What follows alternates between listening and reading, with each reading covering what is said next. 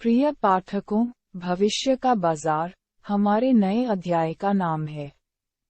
इसके प्रांगण में आपका स्वागत है। जिस प्रकार आपने पिछले अध्याय में शिक्षा के विषय में ज्ञान अर्जित किया था, ये भी आपको इसी का एक नया पक्ष प्रस्तुत करेगा। आप इस अध्याय से बहुत अधिक लाभान्वित होंगे, इस बात का हमें पूर्ण विश्वास है।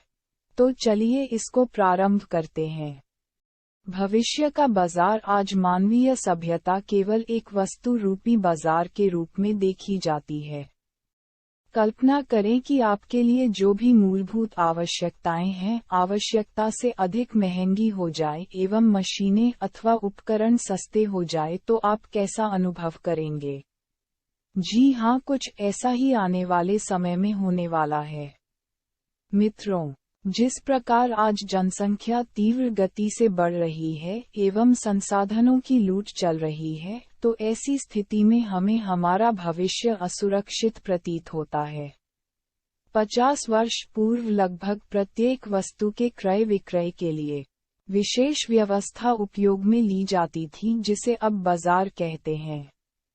परंतु वर्तमान में अधिकांश वस्तुओं का क्रय विक्रय ऑनलाइन सुविधा के द्वारा किया जाता है।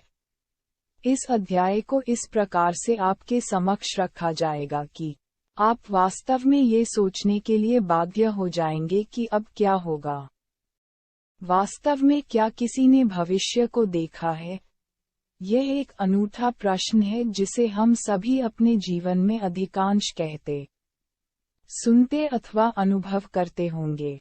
व्याकरण के माध्यम से भी यदि हम समझे तो भविष्य काल के विषय में कोई भी सटीक उत्तर नहीं प्राप्त हो सकता। समय काल जो व्याकरण का एक प्रमुख अंग होता है, उसमें भविष्य को भागीदारी के रूप में पढ़ाया जाता है। वास्तव में भविष्य कभी भी होता ही नहीं, वह केवल वर्तमान की दृष्टि से देखने का एक प्रयत्न होता है। भूतकाल उस समय को कहा जाता है जो हम व्यतीत करके आगे बढ़ चुके हैं। आपकी आयु ये पुस्तक पढ़ते समय चाहे जितनी भी हो, यदि आप वर्तमान से औसतन इतने वर्ष पीछे जाते हैं कि जब आपकी आयु लगभग 5 वर्ष होगी, तो वहां से बैठकर आपको आज को देखना होगा। यदि आपको उस समय की स्मृति याद नहीं है, तो आपको ऐसी स्थिति में उस अवधि तक भूतकाल में प्रवेश करना होगा जहां तक की स्मृति आपके पास उपलब्ध है। भविष्य का बाजार उसी दृष्टिकोण से आपको समझ आ सकता है। अध्याय के प्रारंभ में हमने आपके साथ जो वाक्य प्रस्तुत किया था, वह अपने में ही अचंभित करने वाला है। उस विषय में हम इस अध्याय के मध्य में जाकर समझना प्रारंभ करेंगे। मित्रों, हमारा ये समाज अपनी प्रत्येक आवश्यकता के लिए जिस विशेष व्यवस्था पर निर्भर रहता है, उसे बाजार कहा जाता है। एक उपभोक्ता अपने लिए आवश्यक सामग्री का एकत्रीकरण यहीं से कुछ शुल्क देकर उपलब्ध करता है। उसे अपनी आजीविका को इस स्तर पर विकसित करना होता है जिससे वह इन सभी मूलभूत आवश्यकताओं की आपूर्ति कर सके। यदि वह ऐसा करने में सक्षम हो जाता है, तो वह जीवन का कुछ अध्याय आनंद पूर्वक व्यतीत कर सकता है। दूसरी ओर एक उत्पादक जो विभिन्न प्रकार की वस्तुओं को हम लोगों के लिए विभिन्न पद्धतियों के माध्यम से पैदा करता है, उसका केवल एक ही लक्ष्य होता है कि उसका उत्पाद अधिकांश लोगों तक पहुंच सके। ऐसा करने के लिए एक विशेष पद्धति का उपयोग करता है जिसे प्रचार माध्यम के रूप में जाना जाता है। इस प्रचार माध्यम से वह अपने उत्पाद को इस रूप में प्रस्तुत करता है जिससे उसका उत्पाद सामान्य जनमानस के जीवन में प्रचलन में आ सके। इस पद्धति को व्यावसायिक भाषा में मार्केटिंग कहा जाता है। यह मार्केटिंग अर्थात वितरण प्रणाली एक ऐसी विशेष योजना के अधीन कार्य करती है जो हम सभी के आवश्यकताओं के अनुसार उत्पादक तक हमारी सूचनाओं को पहुंचाती रहती है। मार्केट करना बाजार का एक विशेष कौशल होता है, जिसे मुख्य तौर पर मार्केटिंग मिक्स के नाम से जाना जाता है। मार्केटिंग मिक्स वास्तव में 4 विशेष तथ्यों पर आधारित होता है। ये 4 बिंदु उत्पाद, मूल्य, स्थान और प्रचार हैं। यह एक विपणन मिश्रण या विपणक द्वारा अपने विपणन उद्देश्यों को प्राप्त करने के लिए उपयोग किए जाने वाले संयुक्त उपकरण और कार्यप्रणाली का एक उदाहरण है। इन चारों बिंदुओं के माध्यम से एक प्रणाली का गठन किया जाता है जिससे उत्पाद का विपणन प्रबंधन किया जा सके। उत्पाद को व्यक्ति अथवा समुदाय के विशेष आवश्यकताओं के अनुसार तैयार किया जाता है। प्रत्येक उत्पाद कई प्रकार के मापदंडों के अनुसार बाजार में उतारा जाता है। इसके लिए समाज में उसकी उपयोगिता, खरीदने की क्षमता, उपयोग होने के उपरांत अवांछित भाग का दोबारा उपयोग इत्यादि सम्मिलित होते हैं। इन सभी बिंदुओं को ध्यान में रखते हुए मूल्य का निर्धारण किया जाता है। समाज के अलग अलग वर्ग में अलग अलग मानसिकता एवं विचारधाराएं प्रचलन में होती हैं। यदि व्यक्ति की खरीदने की क्षमता मध्यम है तो ऐसी स्थिति में गुणवत्ता पर कुछ कम ध्यान दिया जाता है ताकि व्यक्ति विशेष के लिए उपयुक्त मूल्य आधारित उत्पाद को प्रस्तुत किया जा सके। दूसरी ओर यदि उपभोक्ता केवल गुणवत्ता वाले उत्पाद की ही मांग करता है तो उसके लिए वैसे ही उत्पाद उपलब्ध भी कराए जाते हैं। इस स्थिति में उत्पाद का मूल्य सामान्य से कुछ अधिक हो जाता है।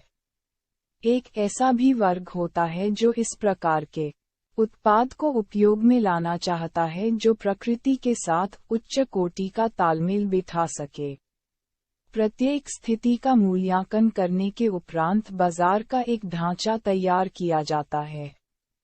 इस ढांचे को सुचारू रूप से कार्यान्वित करने के लिए स्थान विशेष की बहुत बड़ी भूमिका होती है। इस भूमिका को ही तीसरे बिंदु के रूप में देखा जाता है जिसे स्थान विशेष के नाम से संबोधित किया जाता है। इन तीनों प्रणालियों का सफलतापूर्वक गठन करने के उपरांत सबसे महत्वपूर्ण बिंदु पर कार्य करना प्रारंभ किया जाता है जिसे प्रचार के नाम से जाना जाता है। अंग्रेजी भाषा में इन चारों को प्रोडक्ट, प्राइस, प्लेस एवं प्रमोशन के रूप में समझाया जाता है। यही बाजार के चार मिश्रण के रूप में जाने जाते हैं। बाजार में हर प्रकार के उपभोक्ता एवं उत्पादक उपलब्ध होते हैं। जिस प्रकार समाज की मानसिकता होती है उसी प्रकार बाजार का गठन भी किया जाता है। कुछ उत्पादक बाजार में बहुत सोची समझी योजना के अंतर्गत भ्रमित करने वाला वातावरण पैदा करते हैं। इस प्रकार के समीकरणों का उपयोग अर्थशास्त्र के एक नियम के अंतर्गत किया जाता है जिसे मांग एवं आपूर्ति के रूप में जाना जाता है। यदि समाज में आवश्यकता से अधिक उत्पाद उपलब्ध करा दिए जाएं तो संभवतः आपूर्ति बाधित होने लगती है। इसलिए मांग को ध्यान में रखते हुए आपूर्ति को नियंत्रित करना आवश्यक होता है। प्रचार माध्यमों के द्वारा ऐसी स्थिति में समान उत्पाद को विभिन्न पद्धतियों के माध्यम से प्रचलन में लाया जाता है। जिस प्रकार एक सामान्य व्यक्ति दिन में 3 प्रहर भोजन की मांग करता है, ठीक उसी प्रकार प्रत्येक उत्पादन क्षेत्र भी आपूर्ति करने का प्रयास भी करता है। यदि नैतिकता को देखा जाए तो प्रत्येक उत्पादक एक सीमित लाभ को ध्यान में रखते हुए वस्तुओं का उत्पादन करता है। किंतु कभी कभी अनैतिकता बाजार को घेर लेती है और सूचनाओं को सही अर्थों में प्रवाहित नहीं होने दिया जाता। ऐसी स्थिति में ग्राहकों की ओर ध्यान न देकर केवल अपने शुद्ध लाभ की ओर ध्यान दिया जाने लगता है। यह विशेष प्रथा भारतीय बाजारों में उस समय प्रारंभ हुई जब विदेशी बाजारों को हमारे समक्ष अपने उत्पाद को बेचने के लिए प्रस्तुत किया गया। समय समय पर विभिन्न प्रकार के उतार चढ़ाव प्रत्येक बाजार को देखने ही पड़ते हैं, किंतु ग्राहक की संतुष्टि प्रत्येक उत्पादक का परम लक्ष्य होता है। एक मान्यता प्राप्त उत्पादक अपने उत्पाद को कभी भी अनैतिक दृष्टि से बाजार में नहीं उतारेगा। वह ये भली भांति जानता है कि बाजार में स्थापित होना कठिन होता है एवं विस्थापित होने में कुछ ही क्षण लगते हैं। अनैतिक दृष्टिकोण से देखने वाले उस प्रणाली में अपना स्थान बनाते हैं जिसे हम मूल रूप से विपणन प्रणाली के नाम से जानते हैं। बाजार को उत्पादक से एक विपणन प्रणाली के माध्यम से प्राप्त होता है एवं यही प्रणाली उत्पाद को उपभोक्ता तक पहुंचाने का कार्य भी करती है। व्यावसायिक भाषा में इसे डिस्ट्रीब्यूशन चैनल के नाम से जाना जाता है, जिसे हम अपनी भाषा में वितरण प्रवाह भी कहते हैं। एक उत्पाद जितने कम हाथों से होता हुआ उपभोक्ता तक पहुंचे, इसका विशेष ध्यान रखा जाता है। इसके लिए वितरण के अलग अलग चैनल निर्मित किए जाते हैं। ये सभी चैनल उत्पाद एवं उपभोक्ता को ध्यान में रखते हुए बनाए जाते हैं। उदाहरण के तौर पर यदि उत्पाद प्रतिदिन उपभोग करने की वस्तु है तो उसे एक तय समय अवधि में उपभोक्ता तक पहुंचाना आवश्यक होता है, क्योंकि इस वस्तु को उपभोक्ता अपनी भोजन सामग्री के रूप में उपयोग करता है। दूसरे वह उत्पाद होते हैं जिनकी समय अवधि कुछ अधिक होती है। इनके लिए अलग चैनल बनाए जाते हैं। इनको सुरक्षा मापदंडों के अनुसार अच्छे तरीके से बांधकर उपभोक्ता तक पहुंचाया जाता है। उपभोक्ता इन सभी का उपयोग उपलब्ध समय सीमा की समाप्ति से पूर्व ही इनको उपयोग कर लेता है।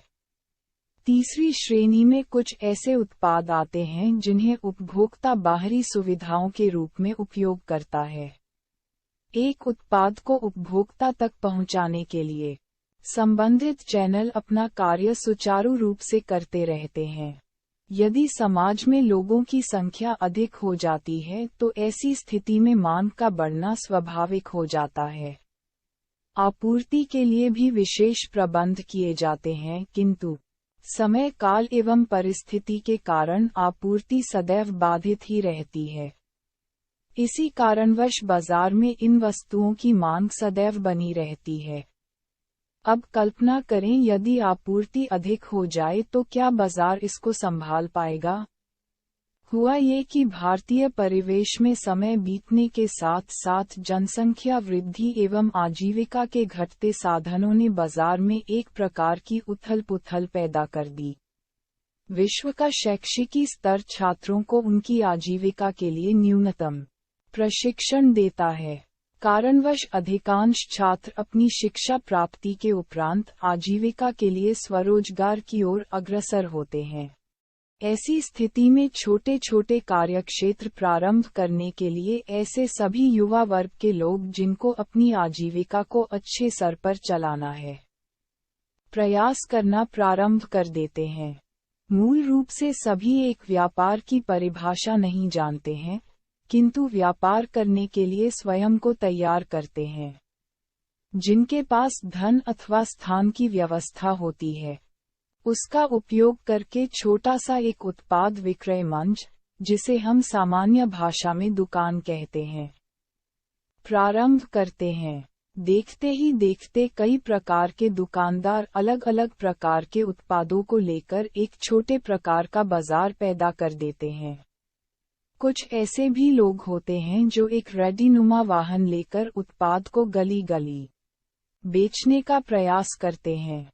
इसमें मुख्य रूप से सब्जी अथवा फल विक्रेता सम्मिलित होते हैं। ऐसा नहीं है कि यह कोई नई व्यवस्था है। अति प्राचीन समय से यह व्यवस्था चली आ रही है। वर्तमान समय में यह व्यवस्था असंगठित क्षेत्र का रूप ले चुकी है।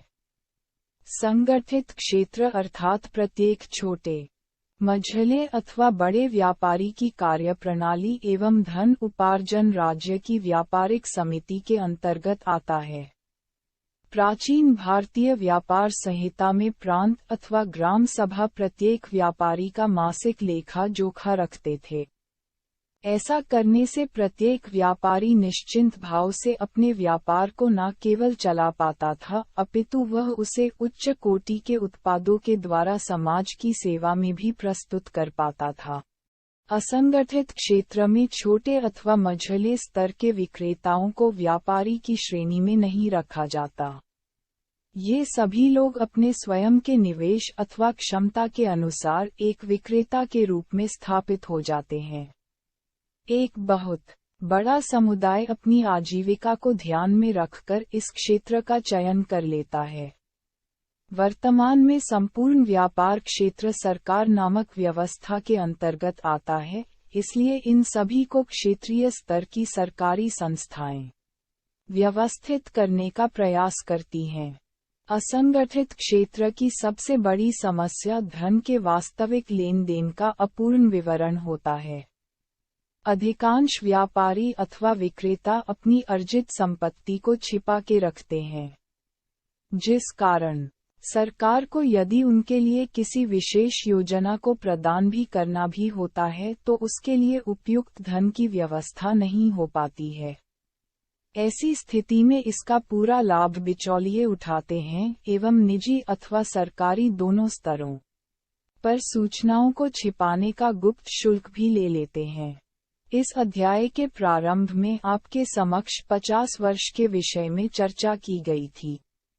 यहाँ तक जितनी भी जानकारी आपसे साझा की गई है ये तो केवल एक नमूना मात्र है।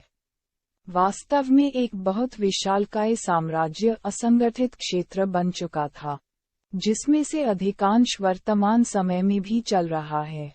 ऐसी मिश्रित अर्थव्यवस्था जिसमें संगठित एवं असंगठित क्षेत्र आपस में तालमेल बनाकर कार्य करने की चेष्टा करते हैं। कई प्रकार की समस्याओं का सामना प्रत्येक वर्ग को करना ही पड़ता है।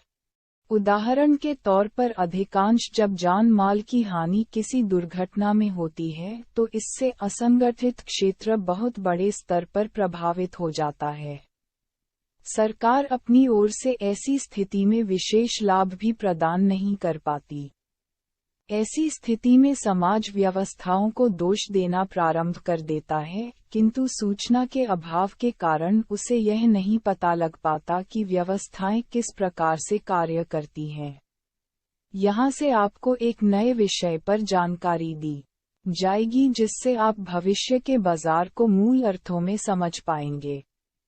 पिछले 50 वर्षों में कई प्रकार के उतार चढ़ाव बाजार में देखे, किंतु एक अद्भुत सुविधा बाजार को प्राप्त हो गई। इस सुविधा ने न केवल सरकार को अपितु बाजार को भी अपने उच्च स्तर पर कार्य करने के लिए समर्थन प्रदान किया। इस नवीन सुविधा का नाम इंटरनेट व्यवस्था, इसकी कार्यप्रणाली को ऑनलाइन सुविधा कहा जाता है। शायद ही कोई ऐसा क्षेत्र वर्तमान में ऐसा होगा जो इस सुविधा का भरपूर लाभ न उठा रहा हो। किंतु इससे पूर्व हमें पुनः 80 के दशक में वापस लौटकर जाना होगा। कुछ विशेष व्यापारियों ने अपने उत्पादन को उनकी गुणवत्ता के साथ सामान्य जनमानस तक पहुंचाने के लिए कुछ विशेष चैनलों का निर्माण किया। वह जानते थे कि सामान्य रूप से यदि वह पारंपरिक वितरण प्रणाली का उपयोग करेंगे तो उपभोक्ता तक गुणवत्ता युक्त उत्पाद के पहुंचने में कमी आ सकती है। इसलिए उन्होंने सर्वप्रथम पारंपरिक वितरण प्रणाली को उपयोग करके प्रत्यक्ष बिक्री का मार्ग चुना। प्रत्यक्ष बिक्री एक ऐसा मंच होता है जिसमें उत्पादक अपनी विशेष विक्रेताओं की एक समिति का गठन करते हैं, जिनको वे सीधे बाजार तक पहुंचाते हैं और अपने उत्पादों को बेचने के लिए प्रोत्साहित करते हैं। अपने उत्पादों की विशेषता एवं गुणवत्ता को प्रशिक्षण माध्यम से बताते हुए विक्रेता को अधिक लाभ प्रदान करने का आश्वासन भी देते हैं। यदि कोई उत्पादक पारंपरिक वितरण प्रणाली का उपयोग करके अपने उत्पाद को ग्राहकों तक पहुंचाता है, इसके लिए उसे कई प्रकार के चैनलों का उपयोग करना पड़ता है। इन चैनलों के अंदर सबसे पहले बड़े स्तर के व्यापारी होते हैं, जिनको व्यापारिक भाषा में carry and forward Dalal, carry and forward agents के रूप में जाना जाता है।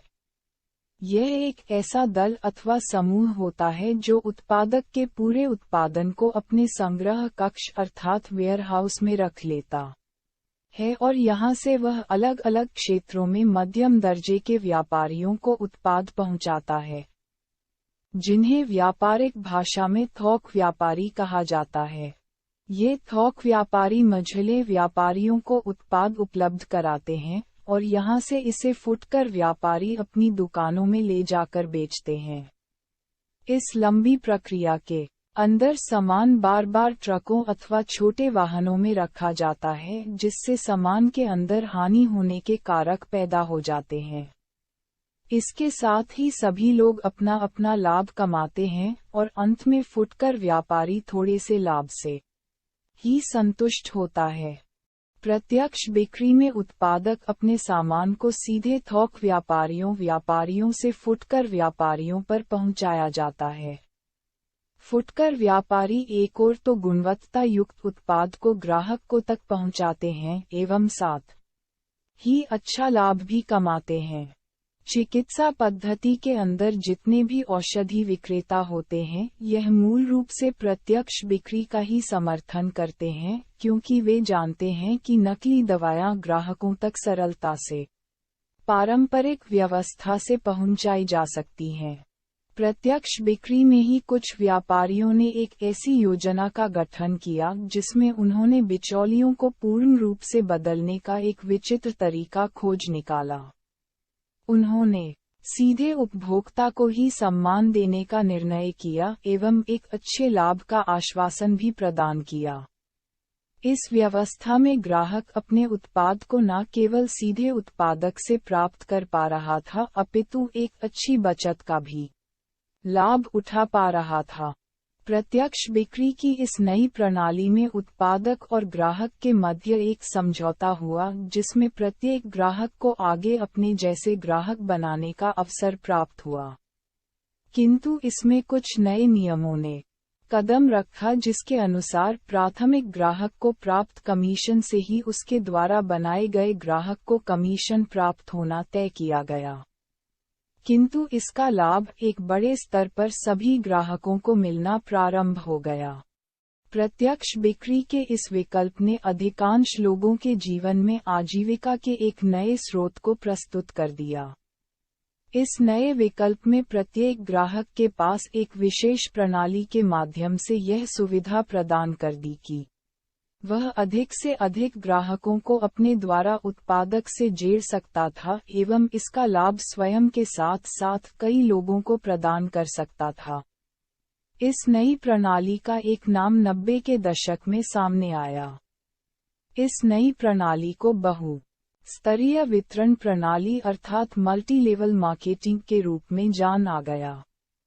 कुछ विदेशी उत्पादक भारत में आए और उन्होंने बड़े स्तर पर लोगों को इस योजना से लाभान्वित भी कराया। किंतु क्योंकि भारतीय बाजार व्यवस्था अधिकांश असंगठित क्षेत्र में आती थी, तो कई लोगों ने व्यापारी बनकर इस प्रणाली का एक अलग ही रूप प्रस्तुत कर दिया। वास्तव में जब कोई भी नई तकनीक अथवा प्रणाली बाजार में आती है, तो वह तीव्र गति से प्रचलित हो सकती है। यदि वह लोगों को प्रभावित कर सके, उसके भविष्य के प्रति ज्यादा सोचने का समय अधिकांश लोग नहीं कर पाते। जब कभी भी किसी भी स्थान पर रहने वाले अधिकांश लोग आजीविका को लेकर संघर्ष कर रहे होते हैं, तो ऐसी स्थिति में वे नए नए विकल्पों का उपयोग भी करते हैं। विकल्पों को सही अर्थों में समझकर भविष्य के लिए योजना बनाने का कार्य बहुत कम ही लोग कर पाते हैं। इस नई प्रत्यक्ष बिक्री प्रणाली को लोगों ने बहुत सराहा एवं कुछ लोग अच्छे स्तर पर धनवान भी बन गए। किंतु अधिकांश लोग इस योजना के माध्यम से एक बड़े घाटे का शिकार भी हो गए। समय बीतने के साथ साथ कुकुरमुत्ते की भांति बहुत सारे व्यापारियों ने सामान्य जनता का उपयोग करके एक श्रेष्ठ विकल्प का काला अध्याय लिख दिया। वर्ष 2008 वैश्विक महामंदी के समय भारत सरकार की कुछ विशेष नीतियों के कारण सुरक्षित रहा, किंतु इसके साथ ही प्रत्यक्ष बिक्री एवं बहुस्तरीय मार्केट के लिए विशेष नियमों की मांग होने लगी। सरकार ने पहले इसे गंभीरता से नहीं लिया, किंतु कुछ अर्थशास्त्रियों ने यह अनुमान लगाया कि यदि यह बाजार व्यवस्थित करना है तो इस नई प्रणाली का उपयोग करना भविष्य के लिए विशेष लाभकारी सिद्ध हो सकता है। इसके उपरांत 2014 में व्यापारिक संघ एवं सरकार के मध्य एक समिति का गठन किया गया जिसने इस नए विकल्प को समझने एवं नियमबद्ध करने का निर्णय लिया। 2015 में पहली बार व्यापारिक संघ एवं सरकार के द्वारा एक संदेश को जारी किया गया। पहली बार भारत में लोगों को सही अर्थों में इस उद्योग की गंभीरता एवं शक्ति का अनुमान लगा। इस प्रणाली को एक नए रूप में देखने का प्रयास किया गया जिसे नेटवर्क उद्योग के नाम से समर्थन मिला। कुछ बहुत बड़े बदलावों की आवश्यकता इस उद्योग को एक नए स्तर पर लाने का कार्य कर सकती थी। इसके लिए अंतर्राष्ट्रीय बाजार में समान रूप से चल रहे विकल्पों का अध्ययन किया गया। दिसंबर 28, 2021 यह वह दिन था जब भारत सरकार के एक घोषणा पत्र में इस उद्योग को नेटवर्क उद्योग के रूप में मान्यता मिल गई एवं अंतर्राष्ट्रीय नियमावली को ध्यान में रखते हुए एक नई नियमावली का गठन भी कर दिया गया। साथ ही एक लंबे समय से झूठ एवं धोखे का मार्ग उपयोग कर चुके कुछ व्यापारियों के कारण जो इस उद्योग को क्षति पहुंच चुकी थी उसको पुनः स्थापित करने के लिए प्रयास भी शुरू हो गए। सरकार की पहल से इस उद्योग के लिए प्रबंधन शैक्षिकी संस्थाओं ने अपने पाठ्यक्रमों का निर्माण कर दिया। पाठ्यक्रम के प्रारंभ होने के उपरांत छात्रों को सबसे बड़ा लाभ ये हुआ कि वे अब अपने भविष्य का नवीन निर्माण कर सकते हैं। अब यहाँ से उन्हें एक ऐसा मार्ग मिल गया है जिससे न केवल वह स्वयं अपितु कई लोगों का जीवन परिवर्तित भी कर सकते हैं। प्रत्येक विकल्प जो प्रारंभ होता है उसका नवीनीकरण होना आवश्यक हो जाता है। इसके लिए समय समय पर योजनाओं को क्रियात्मक रूप देना आवश्यक होता है। आज बहुत सारे बुद्धिजीवी अपने अपने अनुभव के स्तर पर इस उद्योग को एक नए स्तर का उद्योग बनाने में अपना विशेष योगदान दे रहे हैं। इसी श्रृंखला में हमारा दल भी भविष्य के बाजार को ध्यान में रखते हुए आपको शिक्षित करने का मंच तैयार कर चुका है। इस मंच का विस्तृत विवरण आपको अध्याय के अंत में प्राप्त हो जाएगा। वर्तमान में हमें अपने विषय पर ही केंद्रित रहना है। पिछले 50 वर्षों में बाजार में इतना बड़ा बदलाव आ चुका है कि धीरे धीरे पारंपरिक बाजार एवं प्रत्यक्ष बिक्री सीमितता चला जा रहा है। जहां एक और बहुराष्ट्रीय उत्पादक भारत को एक बड़े व्यापारिक मंच के रूप में देख रहे हैं, वहीं दूसरी ओर भारतीय घरेलू व्यापार भी नई ऊंचाइयों को छूने के लिए तैयार हो रहा है। सरकारी अथवा गैर सरकारी कई संस्थाएं नए नए विकल्पों के साथ अपनी सेवाओं को प्रस्तुत कर रही हैं, जो सामान्य जनमानस के लिए एक प्रसन्नता का विषय है। किंतु बाजार में जो पुराने लोग कार्य कर रहे हैं वह इन नई योजनाओं को भी पुराने तरीके से ही उपयोग कर रहे हैं एवं स्वयं के साथ साथ एक बहुत बड़े वर्ग का भविष्य खराब कर रहे हैं। आज तक भारत को एक सीमित बाजार के रूप में देखा जा रहा था, किंतु शीघ्र ही भारत पूरे विश्व के लिए बहुत बड़े बाजार का एक खुला मंच बन जाएगा। बदलते हुए बाजार को समझने के लिए हमें अपने दृष्टिकोण को पूर्ण रूप से बदलना होगा। जिस समय टेलीविजन नामक मनोरंजन का साधन लोगों के समक्ष आया, तो उसको प्रभावशाली बनाने के लिए कुछ बड़े फिल्म निर्माताओं ने छोटे पर्दे को उपयोग करना प्रारंभ किया। इस छोटे पर्दे की शक्ति को उस समय बड़े कलाकारों ने नहीं समझा, इसलिए वे धीरे धीरे विलुप्त होते चले गए। जिन निर्माता निर्देशकों ने उस समय छोटे पर्दे की ओर अपना एवं अन्य लोगों का ध्यान आकर्षित किया, वह आज एक बड़े स्तर के कलाकारों में गिने जाते हैं। बाजार को दो प्रकार से देखा जाता है, जिसमें पहला हिस्सा परंपरागत रूप से चल रहे व्यापार को दिया जाता है एवं दूसरा भविष्य के लिए नवीन योजनाओं को देखते हुए प्रस्तुत किया जाता है। भारत में नए नए विकल्पों का स्वागत किया जा रहा है एवं कई प्रकार के शुरुआती विकल्प स्वरूप ले रहे हैं, किंतु ऐसे वैभवशाली समय का भी उपयोग हम क्यों नहीं कर पा रहे हैं, इसके पीछे भी एक बहुत बड़ा कारण है। हमारा शैक्षिकी व्यवस्था वाला समय जो कि एक निर्धन बौद्धिक स्तर के साथ गुजरा। एक बात हम सभी जानते हैं कि जो हमें व्यवस्थाओं को सिखाने का कार्य कर रहा हो उसकी योग्यता एवं क्षमता उससे कहीं अधिक होनी चाहिए। हमें हमारे पूरे शैक्षिकी अवधि के समय जिन शिक्षकों के द्वारा शिक्षा प्राप्त हुई उनका खुद का स्तर उत्तम नहीं था। ऐसी मानसिकता हमें प्राप्त हुई जिसमें मूल रूप से परतंत्रता एवं छोटी सोच के लिए प्रेरित किया गया। मैं अपने देश के अध्यापकों का कभी कोई दोष नहीं मानता क्योंकि उन्होंने वही किया जैसा उस समय की शैक्षिकी व्यवस्था में उनसे करने के लिए कहा गया। भारतीय शिक्षा व्यवस्था में शिक्षा को सम्मान मिलना लगभग समाप्त हो चुका है, इसलिए अध्यापक भी केवल अपनी आजीविका के लिए हमें शिक्षा प्रदान करते हैं। सभी सरकारी अथवा गैर सरकारी शैक्षिकी संस्थानों में शिक्षक को आवश्यकता से अधिक शिक्षण का भार एवं प्रशासनिक कार्यों के लिए अधिक उपयोग किया जाता है। बदलते हुए युग में नवीनता क्या और कैसे करनी चाहिए, इस विषय में उनको किसी प्रकार की कोई चुनौती का सामना करने नहीं दिया जाता। वे केवल एक तय नियमावली के अनुसार छात्रों को शिक्षा प्रदान कर रहे हैं। आपको एक उदाहरण के माध्यम से समझाते हैं। मान लीजिए आपके पास भारतीय नस्ल की 2 गाय उपलब्ध है। ये दोनों साहिवाल नस्ल की गाय आपको प्राप्त हुई है। अभी दोनों को आपने अलग अलग प्रकार के भोजन प्रदान किया है।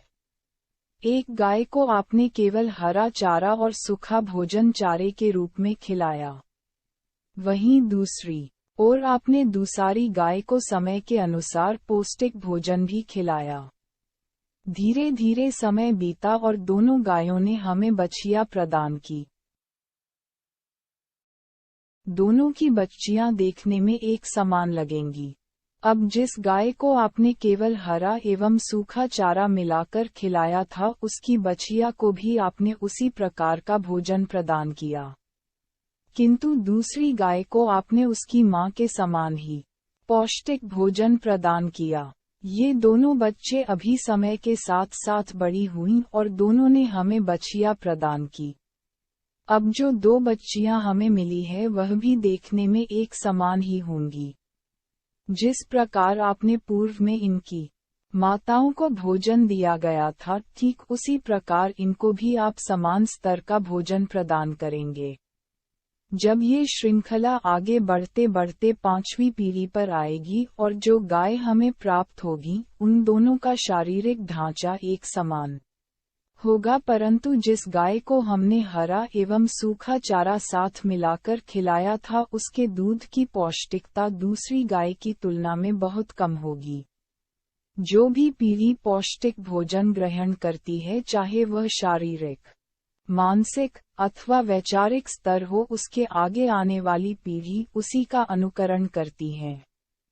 इसलिए समाज में भी जो विकृतियां एक लंबे समय से प्रवेश कर चुकी हैं, उनको जड़ से समाप्त करने के लिए प्रयास भी उच्च कोटि के करने होंगे। कभी भी किसी भी स्थान पर ऐसा नहीं हो सकता, उसको ठीक नहीं किया जा सकता, किंतु उचित समय पर उसे प्रयास करने से प्रत्येक सभ्यता को प्रकाशित किया जा सकता है। ठीक इसी प्रकार इस बदलते हुए बाजार को छोटे छोटे प्रयासों के द्वारा पुनः जागृत किया जा सकता है। इसके लिए नवीन योजनाओं को सही अर्थों में समझना एवं समझाने की आवश्यकता है। जिस प्रकार से वर्तमान के इस कंप्यूटरीकृत युग में अधिकांश वस्तुओं का क्रय विक्रय मोबाइल के द्वारा किया जा रहा है, तो आने वाले समय में कितने बड़े स्तर पर इसका उपयोग हो सकता है, एक सामान्य जनमानस इसकी कल्पना भी नहीं कर सकता। अब आपके समक्ष एक छवि स्वतंत्र बाजार की करने जा रहे हैं। 50 वर्षों की इस अवधि में विश्व के बाजारों में जो अभूतपूर्व परिवर्तन आया है, जिसमें एक ओर जहां संसाधनों को प्रकृति से भरपूर मात्रा में प्राप्त किया जा रहा है, तो वहीं दूसरी ओर जनसंख्या में भी उतनी ही तीव्र गति से बढ़ोतरी भी हो रही है। प्रश्न यह नहीं इन संसाधनों को किस प्रकार से उपयोग किया जाए। प्रश्न तो ये है कि प्रति व्यक्ति आवश्यक संसाधन का किस प्रकार से क्रय अथवा खरीद पाए। विशेष तौर पर भारत जैसे एक विशालकाय देश में जहां प्रारंभ से ही पारंपरिक उद्योगों ने अपना परचम पूरे विश्व में स्थापित किया है, वहां इस आधुनिकीकरण ने भारत के प्रत्येक क्षेत्र को गहराई से प्रभावित भी कर दिया है। भारत का एक बहुत बड़ा वर्ग वर्तमान में अपनी आजीविका को लेकर संघर्ष कर रहा है। 2019 दिसंबर में जब वैश्विक महामारी आई थी तो पूरे विश्व के बाजारों में इसका बहुत बुरा प्रभाव पड़ा। परिणाम स्वरूप बड़े बड़े उद्योग समाप्त होने के स्तर पर पहुंच गए एवं लाखों की संख्या में लोग बेरोजगार हो गए। उसके उपरांत उनको जब पुनः रोजगार प्राप्त हुआ भी तो उसमें उनको पारिश्रमिक लगभग आधा ही दिया गया। कुछ लोगों ने यह मन बना लिया कि अब वह अपना स्वयं का कोई व्यवसाय करेंगे जिससे भविष्य में यदि ऐसी स्थिति पुनः उत्पन्न हो तो वह स्वयं को संभाल सकें। परिणाम स्वरूप मांग एवं आपूर्ति का संतुलन ही बिगड़ गया। बाजार में छोटे स्तर के व्यवसायियों की संख्या में कई गुना बढ़ोतरी हो गई। बाजार में आपूर्ति की मात्रा मांग से अधिक होने के कारण ये छोटे स्तर के व्यवसाय पुनः उसी स्तर पर पहुंच गए जहां पर इन्हें अपनी आजीविका के लिए पुनः चिंतन करना पड़ गया। अधिकांश व्यवसायियों ने अपनी सारी जमा पूंजी को निवेश का साधन बनाया और अपने व्यवसाय को दिशा देने का प्रयास भी किया। इसका पूरा लाभ बड़े स्तर के व्यापारियों ने भरपूर उठाया। उनको इस बात का पता चल गया कि किस क्षेत्र में किस प्रकार के बाजार को नए स्तर पर विकसित किया जा सकता है। उन्होंने मोबाइल के माध्यम से इस प्रकार के प्रोग्राम को बना दिया जिससे छोटे अथवा मध्यम स्तर के व्यवसायियों की कमर ही टूट गई। इसके पीछे एक और कारण ये भी है कि व्यवस्थाओं को प्रारंभ करना कठिन नहीं है, किंतु व्यावसायिक सोच का उपयोग प्रत्येक व्यक्ति के बौद्धिक स्तर पर कर पाना एक अलग बात है। जिस प्रकार एक कपड़ा व्यापारी लोहे के कार्य को नहीं कर पाता, ठीक उसी प्रकार एक सेवक मानसिकता वाला व्यक्ति व्यवसाय की बुद्धि को नहीं समझ सकता। क्योंकि विश्व का बाजार अपना पूरा स्वरूप ही बदल चुका है, तो एक व्यवसाय को उसी स्तर पर सोचना एवं कार्य करना चाहिए। आज यदि हम प्रचार माध्यम को देखें तो यहाँ पर भी हमें एक बड़े परिवर्तन देखने को मिलेंगे। हमने जब बड़े और छोटे पर्दे की बात की थी तो ये भी बताया था कि जिन्होंने भी स्वयं को छोटे पर्दे से जोड़ने का कदम उठाया वे आज बड़े स्तर पर अपनी भूमिका को बना चुके हैं। ठीक उसी प्रकार प्रचार माध्यम भी अपने लिए बड़े और सस्ते विकल्प खोजता रहता है।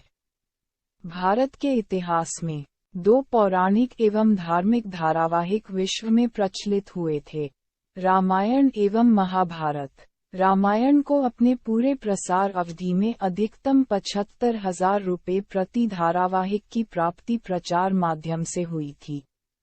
महाभारत 1 लाख रुपये तक अपनी प्रचार राशि को प्राप्त करने में सफल रहा था, किंतु धीरे धीरे छोटे पर्दे ने गैर सरकारी संस्थाओं का स्वागत किया जिससे अलग अलग प्रकार के धारावाहिक आने लगे। देखते ही देखते निजी चैनलों ने अपना कार्य प्रारंभ कर दिया जिससे प्रचार माध्यम को एक नया बल प्राप्त हो गया। जहां पहले एक प्रचार को कुछ हजार उपयोग में प्रसारित किया जाता था, वही यह शुल्क लाखों में पहुंच गया। बढ़े हुए शुल्क की सबसे बड़ी चुनौती सोशल मीडिया के आने से बढ़ गई। आज सोशल मीडिया प्रचार के लिए एक श्रेष्ठ माध्यम बन चुका है। अधिकांश लोग प्राइवेट चैनलों को इतना पसंद नहीं करते जितना सोशल मीडिया पर समय व्यतीत करना चाहते हैं। इससे प्रचार माध्यम इस मंच की ओर भी अब अग्रसर हो चुका है। ऐसा होने से एक सामान्य व्यक्ति भी बहुत कम शुल्क में स्वयं को मार्केट कर पा रहा है, किंतु आने वाले समय में ये राशि और भी कम हो जाएगी।